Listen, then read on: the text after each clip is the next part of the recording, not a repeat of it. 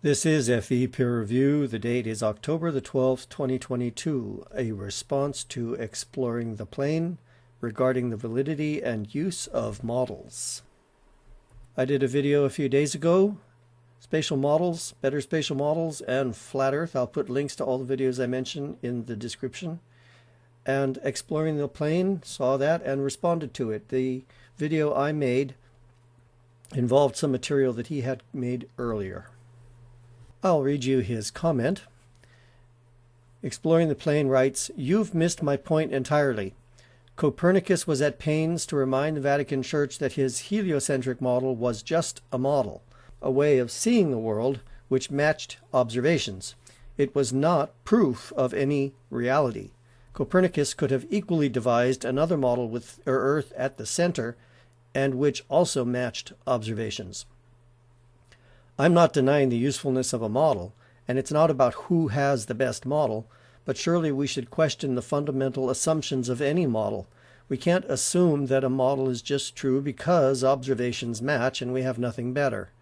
And in reality, the globe model doesn't even work well at long distances, which is why it resorts to refraction to compensate. However, the main point is that even a working model is no proof of reality. Put it this way. Your model is that vision is Euclidean and that the Earth is curved. At long distance, you point to atmospheric refraction to explain discrepancies. My model is that vision is curvilinear and that the Earth is a plane. At long distance, I point to the effects of vanishing points and curvilinear vision. Both models account for observations. At short distances, you claim that the Earth is roughly level, and I claim that vision is roughly Euclidean. You may have the mathematics of a physical globe, whereas I don't have the mathematics of curvilinear vision, but this proves nothing either way in itself. The rest is down to opinion. Personally, I've come to the view that your model is a good approximation of our true reality, that of curvilinear vision on a flat plane. I'd be interested to know if you can prove this view wrong. My original question is still unanswered. Quote, on what basis are you assuming that visual space is Euclidean? I left Exploring the Plane a long response in another comment. However, I thought that comment might be best broken down into parts and turned into a video. It might be easier to get it all, a little less painful than reading the long stuff I wrote. So here goes. Thanks for dropping by and leaving a thoughtful reply. I am going to address it with the same thoughtfulness. Quote, Copernicus could have equally devised another model with the Earth at the center and which also matches observations. Really? Could he have? And it would match not just with regard to the movement of the sun and the Earth, but also match how we observe stars and moons moving with respect to the Earth and each other? Because if it works with just one set of observations, example Earth-Sun, but does not work with others, moon, stars, then it is a flawed model and certainly less representative of reality than that which we have now. So if you think Copernicus could have come up with a geocentric model that works for the whole range of observations I've described, I strongly encourage you to develop and present such a model. It would need to explain the mechanisms of the movements described as well, of course, as Kepler's laws describe the planetary motions. So not just the what it does, but also the how it does it. What we have on the right here is the retrograde motion of Mars and a diagram below it showing how that works. Now, the retrograde motion of Mars was one of the observations during the time of Copernicus and just before, that left people questioning the geocentric model. It just seemed really bizarre that while most of the things in the sky moved one way, certain few things like Mars moved in a very different way. That didn't sit right with the geocentric view that was current at the time. And that led people to question the geocentric model. They had a very legitimate reason for questioning that model based on what they observed in nature. And what we see on the left here is a table, and it shows where it says apparent diameter, the arc-seconds diameter measurement of Mars at different times. So that is another thing that they had just begun to be able to do at the time of Copernicus, was achieve that kind of detailed measurement. And again, that left a question. It seemed that sometimes Mars was smaller, sometimes Mars was bigger. That suggested that Mars wasn't just something that was circling around the Earth. It seemed to be getting closer and further away. So these were actual natural observations that led them to question the geocentric model. We'll move on through his comment. Quote, "The globe model doesn't even work well at long distances, which is why it resorts to refraction to compensate." We don't resort to refraction to, quote, compensate. Refraction is an independent and real natural phenomenon of its own, which is easily observable and also measurable, although not so easily measurable when it comes to atmospheric refraction. I'll add a little thing here. Refraction, such as you get when you use like a triangular prism and a beam of sunlight, that's very easy to measure. This isn't the place to go into details, but I've done another video a while back specifically for that purpose. It includes in the description 12 technical documents from the U.S. military and the telecommunications industry, which clearly spell out what atmospheric refraction is, how it works, how to calculate it, and how to account for it in related activities such as visual targeting, design of radar systems, etc. Refraction is real science. It is well understood and has been around for a long time. If you want to challenge it, I've discussed that in the video as well. Again, the link will be in the description. On what basis are you assuming that visual space is Euclidean? Exploring the Plane asks. I never answered this question, partly because the phrase, quote, visual space doesn't mean anything to me. Space is what it is. It does not change whether we are or are not looking at it. So the laws, for lack of a better word, that govern the relationships between objects located in that space are independent of our perception of that space. If the globe model accurately predicts the placements of those objects within space, in other words, if we can use our model to calculate the path of an object must follow to get from point A to point B, such as a ship crossing the ocean, and if our calculation succeeds in guiding that ship to its destination, then it conforms to reality. That model and calculation in no way require a visual observer. So this is why, quote, visual space means nothing to me. It may be useful for certain applications, such as visual targeting for military purposes, to unravel the natural factors that affect our human vision. Our senses, after all, are limited and sometimes unreliable. If we're doing things that rely on them, then we certainly need to take that into account.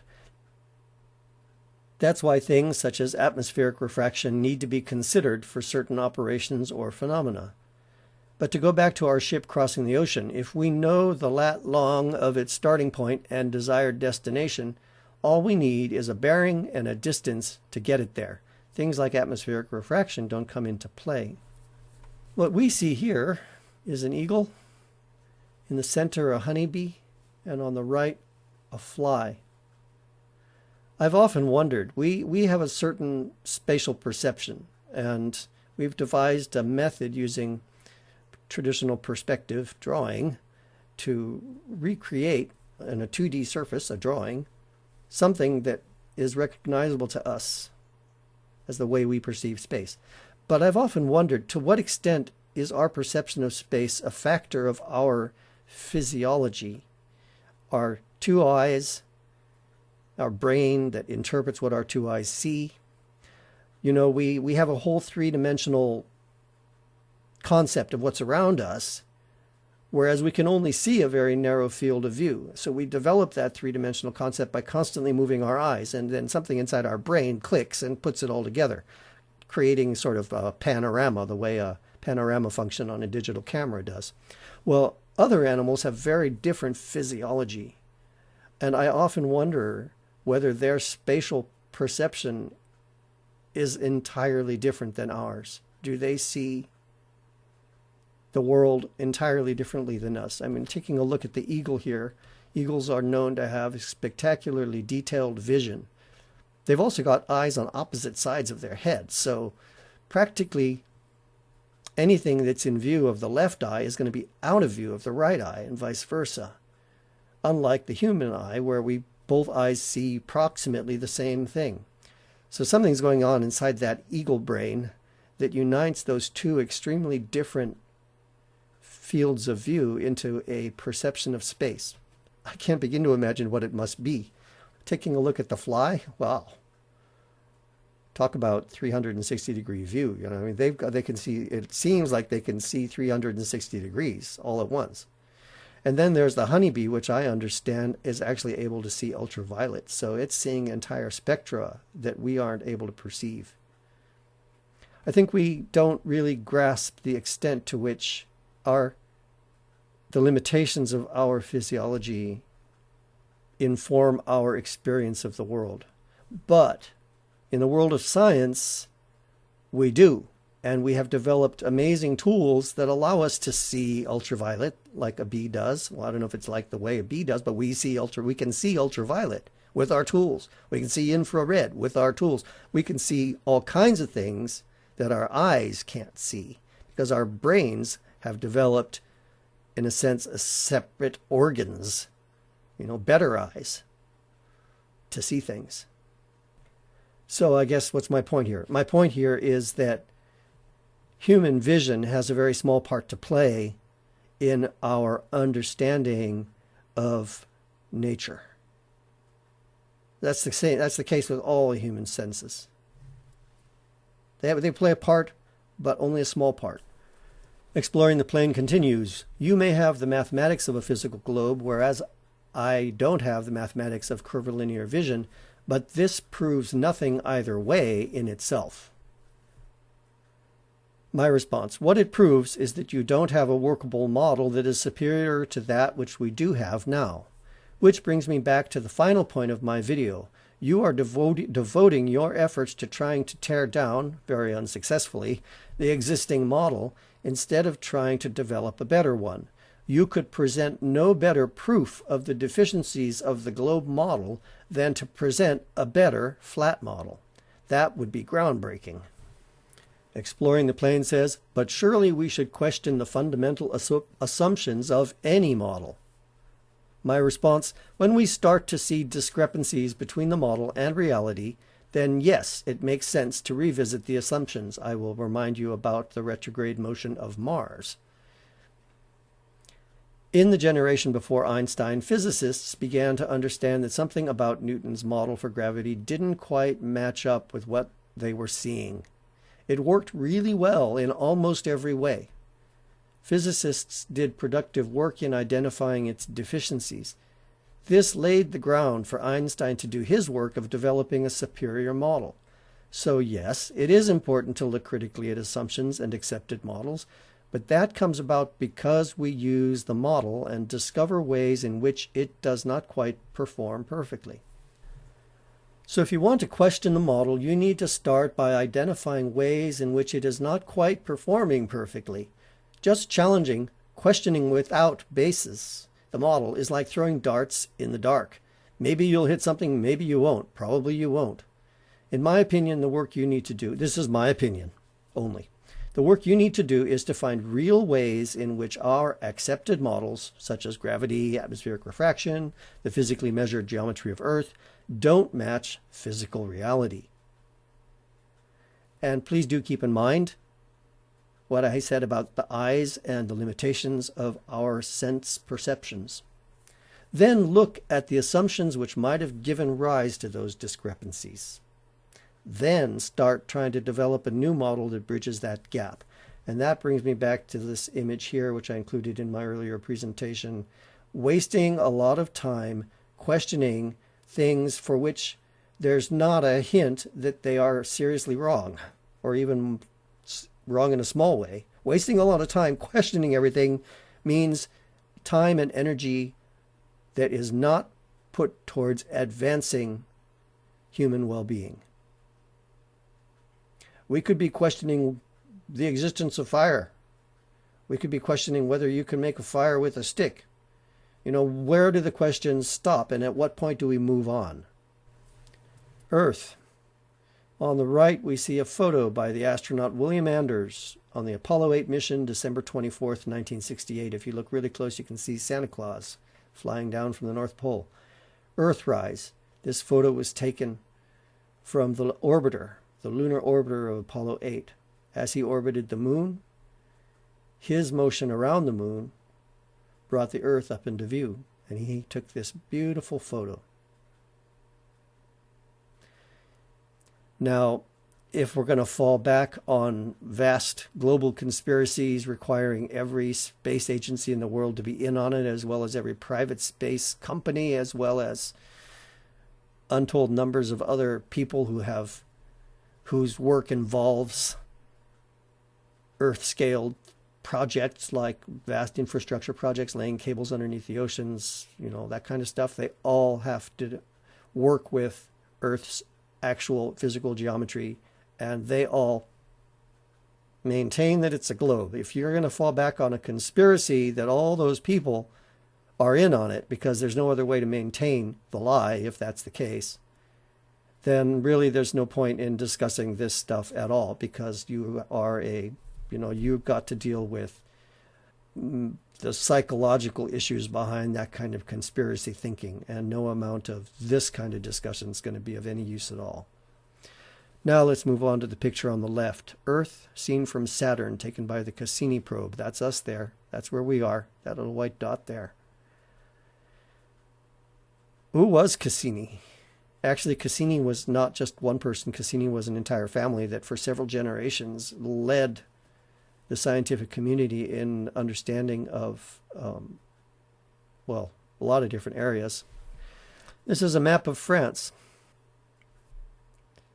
The first Cassini of scientific importance was Italian. He came to France early in the reign of Louis XIV and got commissioned by the king to map France. Under the reign of Louis XIV, France acquired quite a bit of new territory in its wars against its neighbors. And the King of France wanted a good map of the entire country, the borders of the entire country. So Cassini developed a system which became the basis for how surveying is still done today, of triangulating points on the ground, and thereby tracing a path around the entire perimeter of the country, and as well to several of the key cities of France, like we've got Paris. Paris is up here. No, Paris is right there. Orléans is down here. We have Nice down here, down this direction. Anyway, he used this system of triangulation to do the entire perimeter of France and also locate the most important cities within the country. But this project actually lasted, I think, 3 generations. 3 generations of the Cassini family worked on this. And in the end, they produced the most accurate map that had ever been produced up to that time of such a large area. Unfortunately, what they found was that France was quite a bit than they had thought. And Louis XIV made the famous statement that his surveyors lost him more land than his generals ever won him. So that's the Cassinis.